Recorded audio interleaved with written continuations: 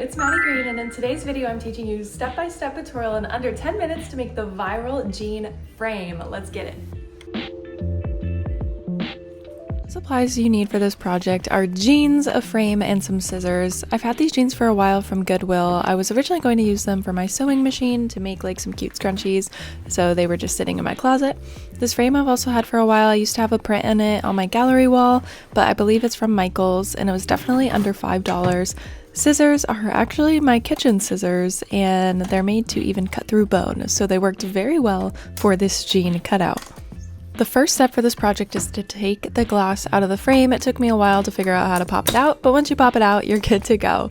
Then you're going to take the jeans and size it to the cardboard. I left a little extra room for error so that way I could just trim it later. Once you get your approximate size, all you're going to do is cut out the jeans in a square. I made sure to leave a belt loop and the cute little back detailing stitch on there because I thought it was so cute and added to the project.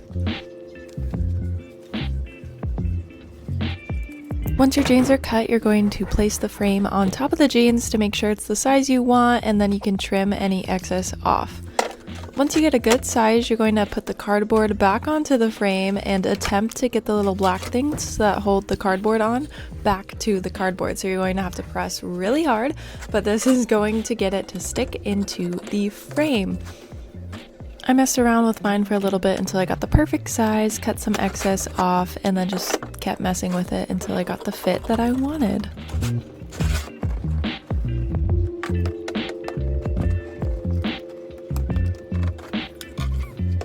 Now it's time to hang that bad boy up. I grabbed a nail and a hammer and my frame and decided on the placement.